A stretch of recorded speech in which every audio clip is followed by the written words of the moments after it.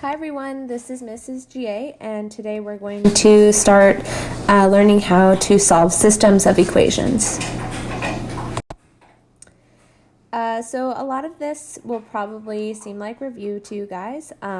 So hopefully you remember that a system of equations is a set of equations that involves the same variables. And then the solution to the system always needs to work for all of the equations involved in the system. So for example, if your system has two variables and two equations, your answer for x and y needs to work for both equations. So there's three main methods that we're going to talk about today for solving a system of equations. Again, these should all hopefully look familiar to you guys. First is the substitution method. The next is the elimination, or some people call it the addition method. And the last is graphing. So we'll do a quick review of each of those. All right, so we're going to start with a quick review of the substitution method. So here's how you use this method. So your goal is to first isolate one variable in either equation. So you look at the two equations and you assess which would be the easiest variable to isolate. And it can be any variable, again, in either equation. Then you're going to substitute that equivalent expression into the other equation. When you do that, that should leave you with a equation with a single variable, so you should be able to solve for the remaining variable, which you can then back substitute into either original equation to find the other variable. All right, so let's try this first example together. So here you can see we have a system of two variables, so we need two equations to solve for x and y. So I'm going to look at these and I can see that this is probably the easiest variable to isolate because it's a single y. So I'm going to take this and I'm going to solve for y. So again, we're starting with equation 1, and then we can solve for y by subtracting 2x from each side. So now that we have an expression that y is equal to, we can take this and we can substitute it into our other equation. And just remember, anytime we substitute, I always recommend to do it with parentheses. So 4 times negative 2x plus 1 equals 14. So here, if we distribute, we get negative 8x. So if you combine that with 3x, that leaves us with negative 5x. Here we have plus 4 equals 14. And then if we finish solving for x, we get x equals negative 2. So we've solved for x, but we still need to find y. So from here, we can back substitute this value into any of our equations. We can use this one or either of our two original ones. So let's say I go and I back substitute it right there where we see that x. So we can say y equals negative 2 times negative 2 plus 1, so we get y equals 5. And then to write our answer, we're always going to write it as an ordered pair because technically these are two linear equations that are crossing at a single point. So we want to know where that point of intersection is. So we're going to write our answer as negative 2, 5. If you want to double check your answer, you can do that really easily by plugging in negative 2 and 5 into both equations. And if both produce valid statements, then you know that your answer is correct. So these should be really easy for you to double check, like on a test or quiz, to make sure you're on the right track. All right, so we're going to do one more example together. So you can see here that we actually have a circle and a linear equation. So we're going to see where these two things will intersect. So when you have something like this, you can kind of picture in your head, if you have a circle and a linear equation like this, there's a few different options for what could happen. Maybe they never cross like this. Maybe they cross exactly once if there's a tangent, if it's a tangent line, or maybe you get two answers. So a few different things that we could expect here. So again, we're going to start by looking at our equations and deciding which variable would be the easiest to isolate. So if I look at it, I'd say this y would be the easiest to isolate. So you can take that second equation, and if you add y and subtract 10 from each side, you get y equals 3x minus 10. So now we can replace the y we see in our first equation with 3x minus 10. So that gives us x squared plus 3x minus 10 squared equals 100. So here you do need to make sure that you're actually multiplying out this binomial. Just a quick reminder, this is equal to 3x minus 10 times 3x minus 10. So you can see here that we actually have a quadratic equation that we're solving for. So if you multiply it out, we get 9x squared minus 60x plus 100 equals 100. And again, since it is a quadratic, we are going to solve by setting our equation equal to 0. So we can subtract 100 from each side and combine like terms, leaving us with 10x squared minus 60x equals 0. From here, you can solve with whatever method you choose. For me, I would definitely factor this. So as a GCF of 10x. And so this gives us two answers. X equals 0 from our first factor, and x equals 6 from our second factor. So since we have two x values, that means that we're also going to have two y values. So this must be an example like this, where this linear equation is crossing this circle 2 times. So now we have to back substitute both x values into our original equation or here to find our y values. When you do this, just make sure you're keeping your work organized so you know which y values go with the appropriate x values. So I'm going to label what I'm doing very carefully. So let's start by substituting x equals 0. So we get y equals 3 times 0 minus 10. So we get y equals negative 10. And then we can substitute x equals 6. So we get y equals 3 times 6 minus 10. So y equals 8. So here we actually have two ordered pairs for our answer. We have the ordered pair 0, negative 10, and then we have the ordered pair 6, 8. And there you go. Okay, so at this point, please pause the video and see if you can solve this system using substitution.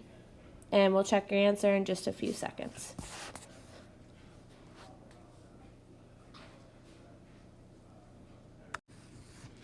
All right, so go ahead and check your solution here. So you can see that I first solved for y using the second equation, substituted it into the first equation to get a quadratic, which I solved for by factoring. So I got two x values, 0 and negative 15, which I back substituted into this form of the second equation to give me the two answers, 0, 25, and negative 15, negative 20. Okay, so now we're going to move on to that second method we talked about, the elimination method. So for the elimination method, your goal is to create opposite terms for one variable. Opposite meaning one is positive, one is negative, the same absolute value, but again, they must be opposites. So in order to achieve this, sometimes you will need to multiply one or both equations to create those opposite coefficients. Then you're going to add the equations vertically, and if you did it correctly, one of your variables should disappear or eliminate because they are opposites. That leaves you with one variable, which you should be able to finish solving, and then you back substitute into either equation to find your second variable. All right, let's see if we can give this next example a try together. So here again, our goal is to create terms that are opposites. So we can actually do this for either the x or the y. For this problem, let's try to create opposite values for this x squared term. So if I look at the coefficients, I have positive 3 and positive 15. So first you have to know what the least common multiple is, and for 3 and 5 it would be 15. And then we need to make sure one is positive and one is negative. So you can see if I want to turn this into a 15, I would have to multiply my entire top equation by 5. Now make sure when you're doing this, you're multiplying the entire equation. That means both sides. And then if the top term is going to be positive 15x squared, that means we would like the bottom term to be negative 15x squared. So to achieve that, I'm going to multiply my second equation by negative 3 on both sides. And then when you do this, I really recommend, whether you're multiplying both equations or even just one, I recommend rewriting both equations fully down below instead of trying to work with what you have up here. So just make sure you rewrite them completely. So it leaves us with 15x squared plus 10y equals 130. And that leaves us for the second equation with negative 15x squared minus 21y equals negative 9. So you can see that by multiplying both equations, we've created opposites. So now we're going to add our two equations vertically. So if we add our x squared terms, you can see that they actually eliminate. So that just leaves us with y. So that leaves us with negative 11y equals 121. And then we are able to solve for y. So y equals negative 11. All right, so now that we know our y value, we can back substitute into either of our original equations. I'll substitute it into the first equation. So that gives us 3x squared plus 2 times negative 11 equals 26. So 3x squared equals 48. X squared equals 16. So here we actually get two answers, plus or minus 4. So that means that we actually have two ordered pairs that both happen to have a y value that is the same. So we have negative 4, negative 11, and we have positive 4, negative 11. So what's happening here, if you look at the two original equations, they are both vertical parabolas. So when you have something like that, there's really three options that could happen. Maybe you have two that never cross. Maybe they look something like this. Or maybe they cross at exactly one point. That's very possible, like this. But more common, the most common probably is that you have 2 points of intersection, something like this. So for this one, it just happens that they intersect where the y values are the same. Okay, so at this point, please pause the video and see if you can give this example a try. Again, we'll check your answer in just a few seconds.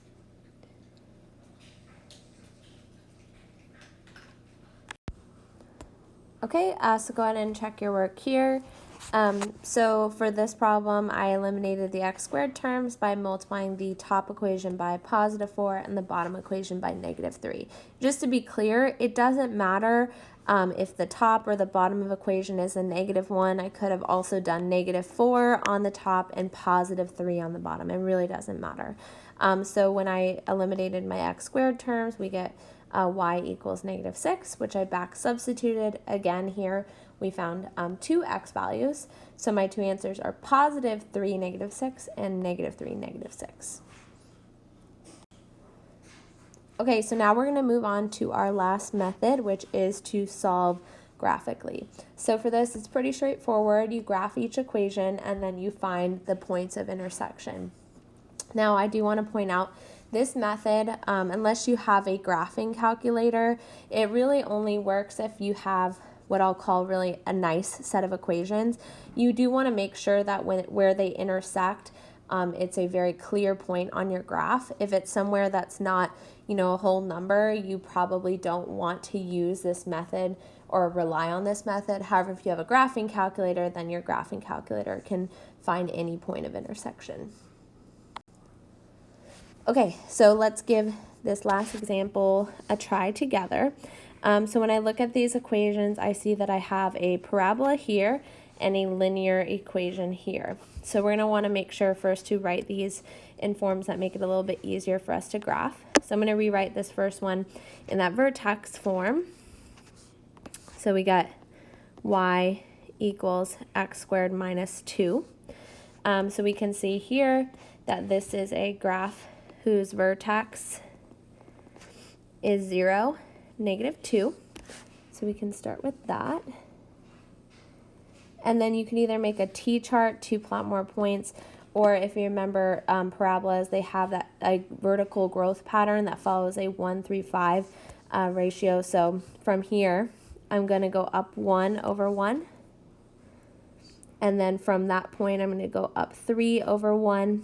And then from that point, I'm going to go up 5 over 1. Now, of course, if we have some a value here that is some number other than 1, you have to adjust that 1-3-5 growth ratio to accommodate for any vertical stretch or shrink. So if you're not really sure what I'm talking about with this 1-3-5, you can go back and look through some of my old videos. It's a really nice trick that can save you some time. Now for the other side of your parabola, you simply reflect it over your axis of symmetry.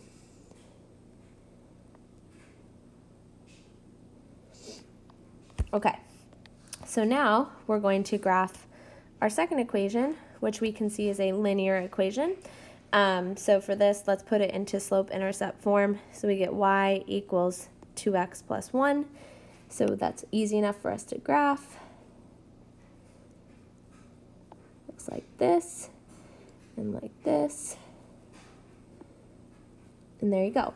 So this is what I would classify as a nice set of equations, because you can see that they intersect at very clear coordinates that we actually know. So we can actually use this as our solution. So we can see that we have one point of intersection here at -1, -1. And we have a second point of intersection here. Let's see, at 3, 1, 2, 3, 4, 5, 6, 7. Now, of course, if you're ever unsure, maybe your graph isn't perfect and you're not exactly positive that they're crossing at those points, then you would definitely want to use one of the other two methods we learned today to double check. Or, of course, you can go back and substitute your x and y values into both equations to make sure that you get a valid expression. So again, you can always double check your answers pretty quickly with these types of problems. Okay, so this is the last U-try. Go ahead and pause the video and give this a try. Again, please actually graph it by hand. Don't use a graphing calculator. It's a really good review to be able to do this by hand.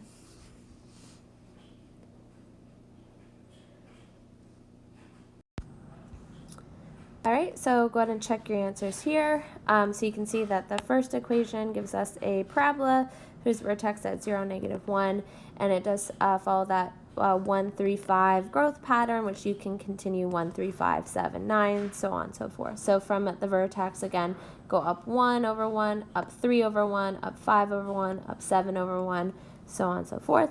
The second equation is a linear equation, graphed in red, and you can see that they intersect at 2 points, -1, 0, and 4, 15. And please also note that I changed the scale of my y-axis, so it's counting by 2s. Okay, that's all for today's video. Thank you so much for watching.